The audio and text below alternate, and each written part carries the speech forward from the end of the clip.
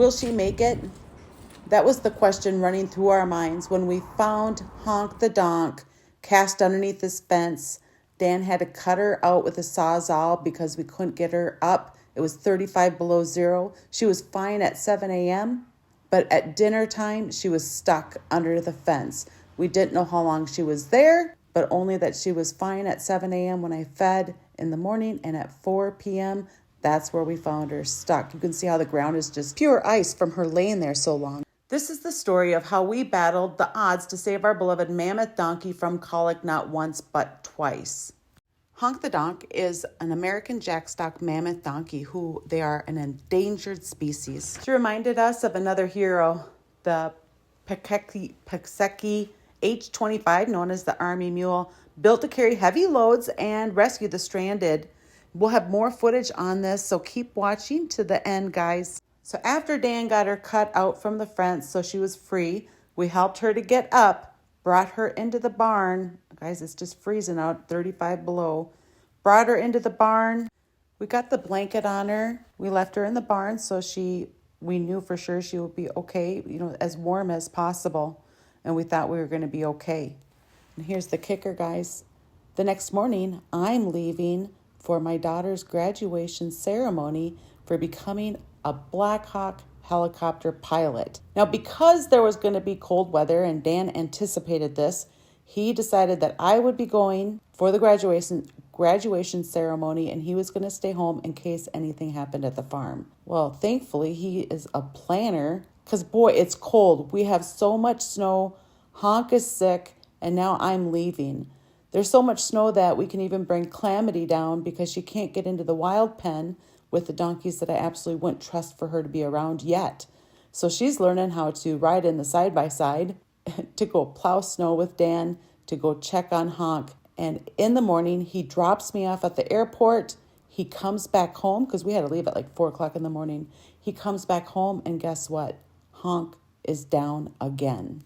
When we had found Honk originally cast under the fence, we didn't know she had colic. We thought maybe she just got stuck and maybe she was just there for an hour or 3 or 4, not colicking. So we didn't know when we found her the night before that she was colicking. Once we got her up, she seemed okay. But in the morning, she's back down. And now, while I'm miles away, pinning the wings on Hannah, our pilot. Oh my, I'm so proud of her. Dan was home walking Honk the Donk every 2 hours to help her recover. He had the vet out. She got Banamine, so she was getting shots, trying to get her to eat very small amounts, but she was refusing to drink water. So he had brought her up to the house. She's hanging out with Calamity Jane just fine. And she seems, okay, but not doing all the normal donkey stuff that they're supposed to do. So it's 35 plus below zero, and Dan's walking her every 2 hours fighting for her life. We don't know if she's going to make it or not.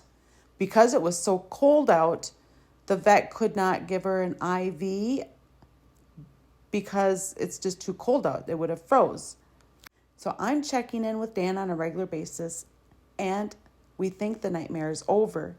She seems to be good. She's eating, drinking, pooping. Everything is good, right? She's still looking at her abdomen a lot. I'm really worried about that. She's in a lot of pain, and she's on a lot of dope. You can't eat a phone. You can't. No. You can eat a carrot. We think she's out of the woods and all better. So I get home on Saturday, and guess what? On Monday, she colicked again. In case you are not aware, colic is a condition that causes extreme abdominal pain in equines, and it can stem from many things: digestive issues, weather changes, or stress. And our vet was thinking maybe she had worms, and we did deworm her, and we gave her extra dewormer, and it didn't appear to be worms at all. So when it happened a second time, we had a different vet come out, and boy, oh boy, did things start to change then. When their colic is really bad, their stomach, they can have twist in their stomach where they have to have surgery to fix it, but they can't throw up like like you or I can if we have a bellyache. And that's where they get to be really uncomfortable. They don't want to get up. They just want to lay there. Or maybe they get up and down a lot. I don't know about you guys, but snow's not my favorite thing. But Calamity, Jane here, she loves the snow. So we were getting her out on some walks. Even though it was cold out, she did not care.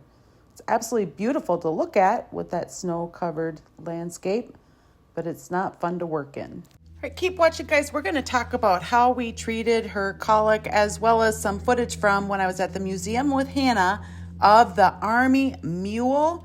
It's a helicopter, and I'm sure I can't pronounce it, Piseki H-25, along with some other footage from the museum, and you're going to want to watch to see if Hannah is able to touch a pelican. Before this episode of colic, we had not dealt with recovering from colic.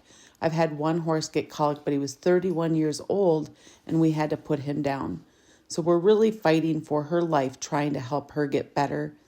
When the first vet came out, they gave her Banamine and said, we'll see how she does through the night. It was 35 below zero, but she didn't say anything about special food and just to walk her frequently. So Dan walked her on a regular basis, even though it was 35 below zero. Every 2 hours he was out there.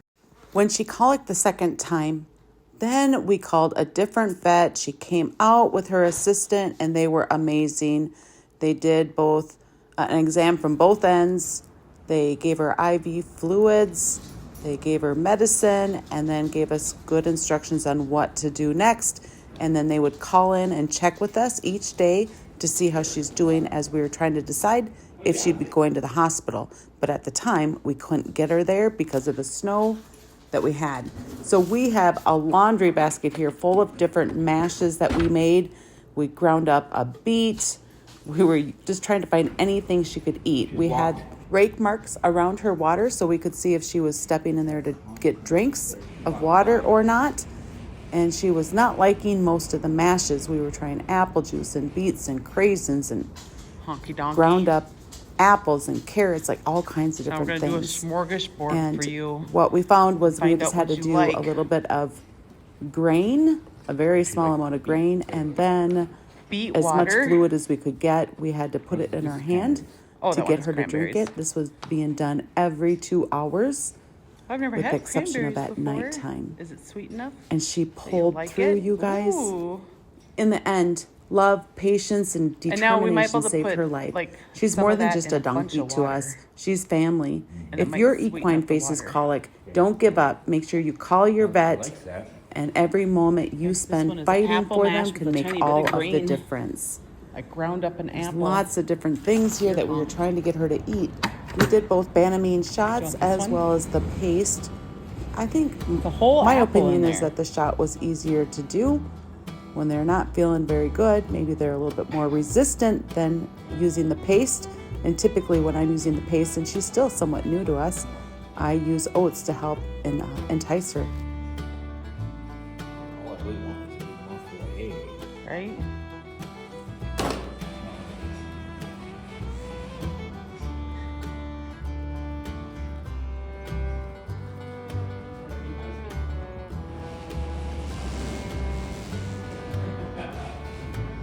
Or not.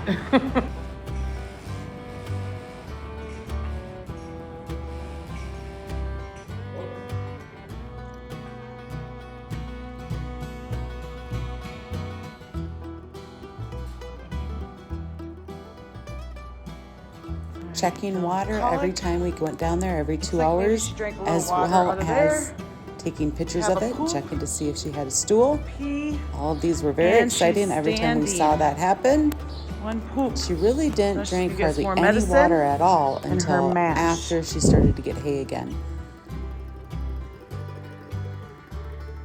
There I am again, taking pictures of manure. That was just such an exciting sight to see manure when we All went over her down there. face. What did you do And to she got me? that paste. She's not very happy about it, but she took it. And there she spit a bunch of it out. We were constantly watching her breathing, doing everything, just walking her 5 to 10 minutes along with her mesh every 2 hours. You ever notice your donkey laying down and not getting up, or laying down at odd times of the day, not wanting to get up? up and down constantly, biting at their belly. Those are some signs that they maybe are not feeling well. Lack of appetite if they're not eating or drinking or having manure. Those are all a big sign that you should be calling your vet. Again, we are not vets. This is just our journey with helping Honk heal from her colic.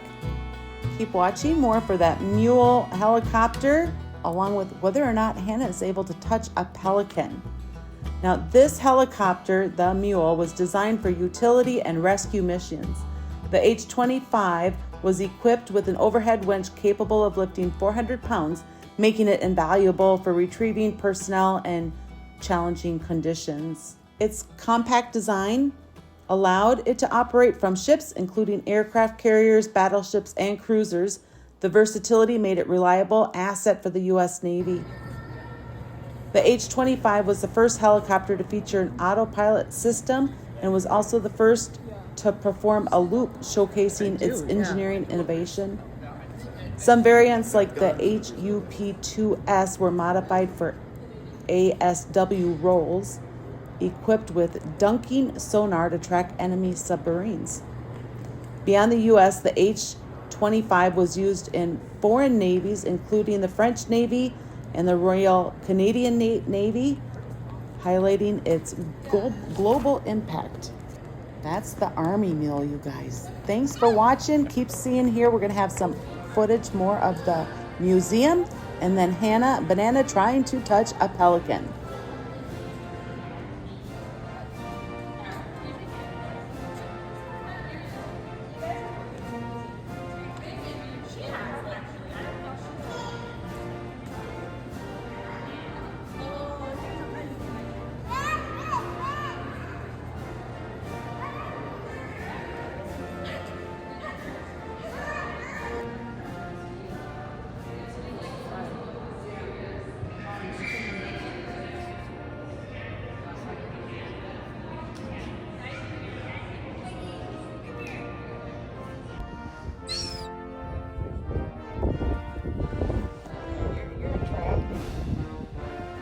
Swarm.